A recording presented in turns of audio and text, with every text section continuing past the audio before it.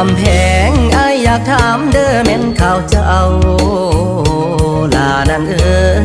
ถามข้าวดอกแม่นทางป่าอายอยากถามเด้อแม่นข่าวนาถามข้าวดอกแม่นทางเขาอยากสิถามสละแม่นข่าวเจ้ามีแฟนซ้อนหรือยังคนงามเด้เด้คนงามเอ๋ยยวกยวกยวกยวกยวกยวกยวกจังหวะ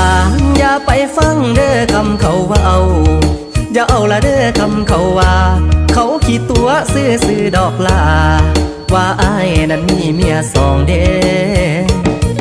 จังหวะอายุผู้เดียวคือต้นไม้แห้งย่ำแรงละนอนกอดผ้าห่มฝนตกลิ้นได้แต่นั่งก้มบ่มีสู้อยู่เคียงใจเด้